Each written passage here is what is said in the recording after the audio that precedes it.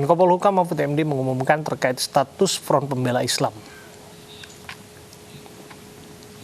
Mahfud bersama sejumlah petinggi lembaga negara resmi melarang FPI yang terdiri dari 7 poin larangan. Yakni pemerintah resmi melarang kegiatan FPI karena tidak terdaftar baik sebagai ormas maupun organisasi biasa. Selain itu, aktivitas FPI melanggar ketertiban, keamanan, dan yang bertentangan hukum, seperti tindak kekerasan, razia sepihak, serta provokasi. Pemerintah juga melarang kegiatan penggunaan simbol dan atribut FPI dalam wilayah NKRI. Aparat penegak hukum berhak menghentikan kegiatan FPI yang melanggar hukum.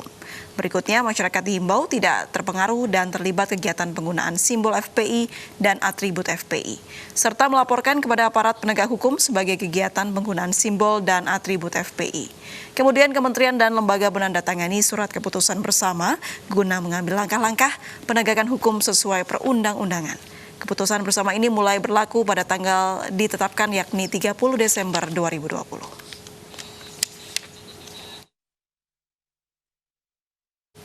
Dan untuk mengetahui suasana terkini di markas FPI, pasca FPI dinyatakan sebagai ormas terlarang oleh pemerintah. Sudah bergabung bersama kami Hasbiullah di lokasi. Hasbi, seperti apa situasi terkini di Petamburan, Jakarta? Ya baik, Abraham dan juga April, hingga sejauh ini, hingga sore hari ini masih terus berlangsung agenda dari pihak kepolisian untuk mendatangi Petamburan 3 dan mencopot beberapa simbol ataupun juga perangkat-perangkat yang berhubungan dengan Front Pembela Islam. Dan di tengah-tengah saya banyak sekali pihak kepolisian yang masih melakukan kegiatan tersebut, dan ini adalah puing-puing dari sisa-sisa simbol-simbol FPI yang biasanya terpampang atau terpasang di Petamburan 3, saat ini dibawa melalui mobil pick up begitu ya. Dan kemudian juga banyak sekali wartawan yang melakukan penjepretan foto ataupun juga merekam melalui video. Dan di sini warga di sekitar juga masih terhambat aktivitasnya karena jalur Petamburan ini saat pulang kerja cukup ramai dan ini menghambat lalu lintas di sekitar. Dan untuk jalan pintu masuk ke dalam kediaman Habib Rizik ataupun DPP FPI saat ini masih ditutup oleh Satuan Brimob. Kami juga masih belum bisa mengakses. Dan tadi sekiranya pihak kepolisian dan bersama pihak TNI datang pada pukul 16.30 waktu Indonesia bagian Barat sebelum adanya press conference yang ingin dilakukan oleh pihak FPI. Dan pihak FPI memang rencananya akan melakukan sesi press conference pada pukul 16.15. Namun sebelum press conference dimulai, pihak kepolisian sudah datang terlebih dahulu untuk melakukan sweeping terhadap simbol-simbol FPI, dan ini tentunya berkaitan dengan statement Kemenko Polhukam Mahfud MD tadi siang untuk membubarkan FPI secara de jure.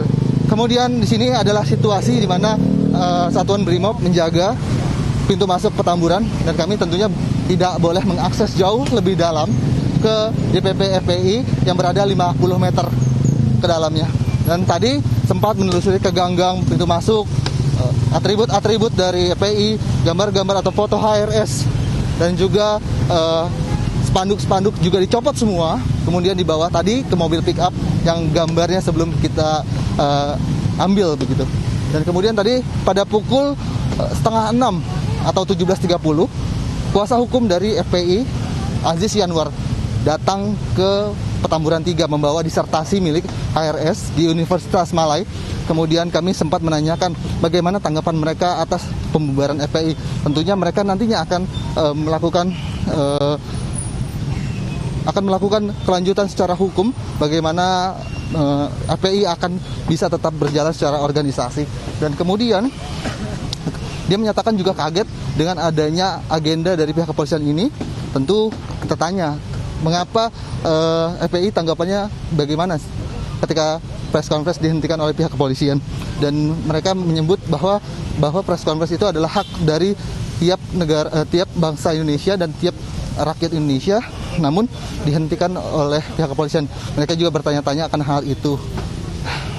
Dan secara lebih lanjut, kami juga masih belum tahu titik-titik mana lagi yang nantinya akan dilakukan giat oleh pihak kepolisian ataupun juga dari giat TNI untuk mencopot baliho-baliho ataupun banner-banner dengan simbol FPI. Abraham dan juga April. Baik, terima kasih Hasbiullah, laporan Anda langsung dari Petamburan. Jakarta. Pemirsa, polisi mendatangi markas FPI di Petamburan. Mereka datang melucuti atribut FPI setelah ormas tersebut dinyatakan terlarang.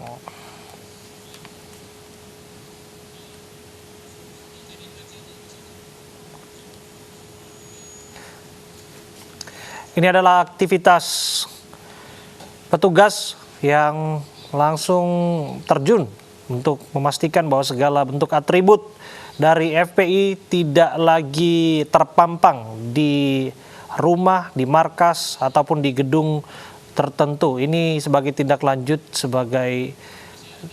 sekali lagi atas keputusan pemerintah yang menegaskan bahwa FPI adalah organisasi terlarang yang disebutkan secara de jure.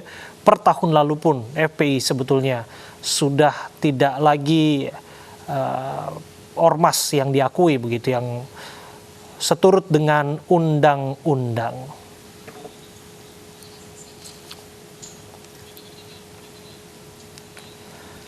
Pemerintah menyatakan FPI sebagai organisasi terlarang mulai hari ini. Pemerintah menyatakan secara de jure FPI sudah bukan organisasi lagi sejak Juni 2019.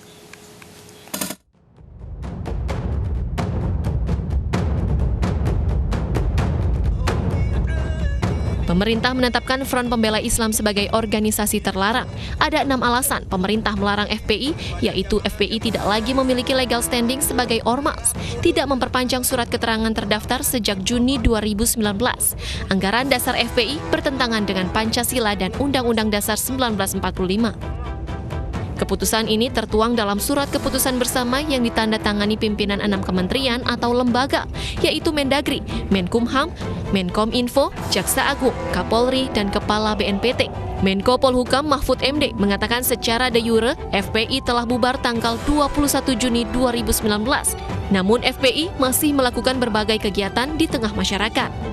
FPI sejak tanggal 21 Juni tahun 2019, 20 Juni tahun 2019 secara de jure telah bubar sebagai ormas, tetapi sebagai organisasi FPI tetap melakukan aktivitas yang melanggar ketertiban dan keamanan dan bertentangan dengan hukum, seperti tindak kekerasan, sweeping atau razia secara sepihak, provokasi, dan sebagainya.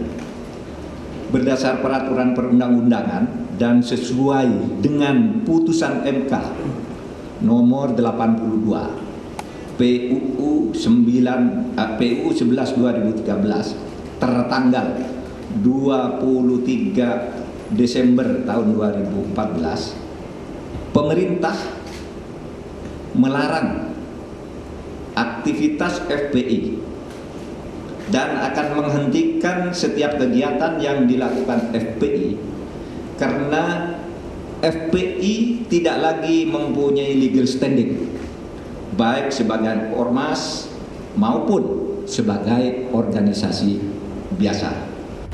Keputusan pemerintah ini berlaku sejak tanggal 30 Desember 2020. Merujuk surat keputusan bersama ini, maka pemerintah mengimbau masyarakat tidak ikut dalam kegiatan yang menggunakan simbol FPI. Masyarakat diminta melaporkan kegiatan yang mengatasnamakan FPI. Menanggapi keputusan pemerintah ini, kuasa hukum FPI Aziz Yanuar mengatakan tindakan ini adalah kriminalisasi. Tim Liputan iNews melaporkan. Tetaplah bersama kami. iNews Sore masih akan kembali untuk Anda saat lagi.